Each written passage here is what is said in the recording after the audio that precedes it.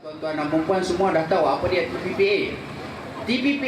TPPA itu bermaksud, T itu ialah trans, P itu Pacific, P satu lagi partnership, A itu agreement. Maknanya perjanjian sekeliling trans-Pacific ni tuan-tuan dan puan. Trans-Pacific ni macam transnational, national, transnational, pas transnational, mara transnational. Trans-Pasifik ni area lautan Pasifik tau, lautan Pasifik, Trans-Pasifik, merentasi Pasifik. Partnership, perkongsian, perniagaan, perkongsian, sama-sama kongsi, sama-sama pakat, sama-sama buat satu kumpulan. Agreement adalah perjanjian. Pasifik adalah lautan Pasifik. Dikelilingi oleh lautan Pasifik ada negara-negara. Jadi 12 negara berpakat sama-sama untuk membuat satu perjanjian berkenaan dengan perniagaan. Trans-Pacific Partnership, perniagaan, agreement, perjanjian perniagaan oleh negara-negara di sekeliling lautan Pasifik. Ada banyak negara di sekeliling lautan Pasifik. 12 negara ini bukan dimulai oleh Amerika Syarikat, dimulai oleh 4 negara. 4 negara ni yang mula-mula bagi cadangan nak buat benda ni, nak pakat-pakat buat perjanjian berniaga sama-sama negara di keliling lautan Pasifik yang pantai dia menghadapi lautan Pasifik. 4 negara itu ialah, yang pertama Brunei, yang kedua Jepun, yang ketiga Vietnam, yang keempat Chile. 4 negara ini yang mula, bukan Amerika Syarikat yang mula. Tuan-tuan kena ingat, sebab saya akan sebut ada satu dakwaan hentaman terhadap kerajaan Datuk Seri Najib yang mengatakan benda ini akan meruntuhkan kedaulatan dan sebagainya. Benda ni adalah anasir daripada Amerika, Yahudi dan sebagainya. Jadi cadangan daripada 4 negara ini, jadi 12 negara yang lain, 8 negara yang lain yang sama-sama menyambut cadangan ini untuk berniaga. Negara itu ialah, kita mula daripada atas Jepun, Brunei, Malaysia, Singapura, Chile, Peru, Kanada, United States, apa lagi, Mexico. 12 negara dikeluarkan. Semua negara 12 negara ini keluarkan 14 volume hasil perbincangan apa yang kita nak buat dan dipahami dan dipersetujui oleh 12 buah negara.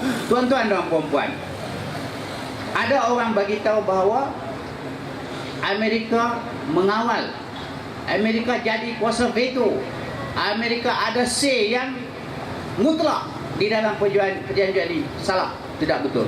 Dalam perjanjian 12 ini, keputusannya adalah mengikut konsensus.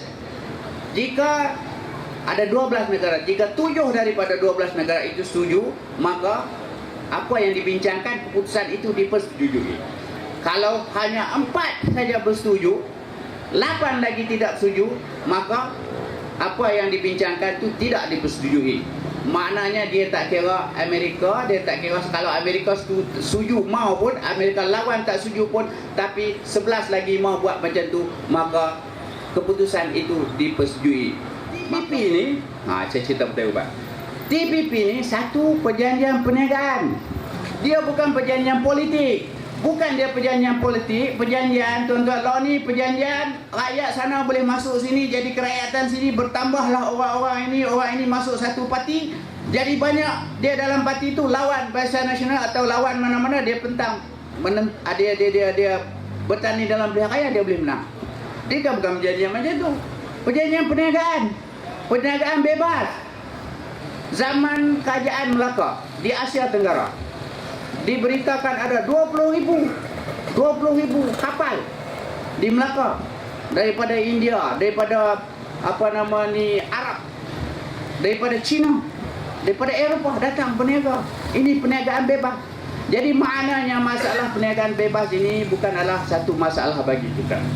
Dan semasa perjanjian TPPA itu, negara Malaysia, masalah siapa yang mempertikaikan masalah bumi putra sekarang martabat Bumi Putra telah diangkat daripada dalam nasional kepada pesada antarabangsa. Tuan-tuan tahu tak? Ada orang hantam kita dulu. TPPA ni bergadai negara. Masalahnya 12 negara menjajah. Negara lain, Amerika menjajah kita, negara lain menjajah. Masalah 12 negara ni siapa yang jajah siapa? Amerika jajah Amerika, Amerika jajah Malaysia kan, Malaysia jajah Amerika. Ataupun apa nama ni, Jepun jajah Amerika, Amerika jajah Jepun. Siapa yang jajah siapa? Peru jajah Australia ke, Australia jajah siapa jajah siapa? Tidak ada masalah penjajahan. Sebab tu, dan satu lagi saya kata tadi, yang idea TPP ini dia bukan Amerika tetapi 4 negara tadi. Jadi tuan-tuan dan puan, saya nak akhir bab titi, saya cerita satu bahawa apa kebaikan, banyak kebaikan. Satu benda orang kata lambatkan. Kita tuan-tuan dan puan, kalau kita tengok kita punya perniagaan, bisnes, kita fikir logik saja. Logik dan juga kita pijak di alam nyata. Saya doktor, pijak di alam nyata. Fikir apa yang Tuhan bagi jadi sunnah Allah Subhanahu wa taala. Ikut yang itu. Tengok yang itu. Okey. Depa kata lambatkan. Lambatkan. Kalau kita terima import, katalah banyak barang import daripada luar. Sekarang ni harga dia macam harga sekarang ni, kalau import bermakna barang banyak. Apabila barang banyak masuk, maknanya barang banyak, permintaan korang barang banyak, harga turun tak? Harga mesti turun. Apabila barang banyak lagi, mereka kena lelong, harga lagi turun. Maknanya bagus untuk rakyat. Rakyat luar bandar bagus. Okey, ada orang kata itu barang Malaysia yang orang buat di Malaysia akan menarik persaingan. Betul. Tetapi kita mesti ada kuat lah. Mesti kuat. Mesti ada jati diri untuk bersaing. Mesti ada kualiti untuk bersaing. Tuan-tuan dan puan, Lim Guan Eng, Tun Mahathir pun ada tembak pasal harga ubat. Harga ubat tidak akan naik. Berdasarkan fakta-fakta berikut, ada banyak fakta. Malam ini saya tidak dapat bagi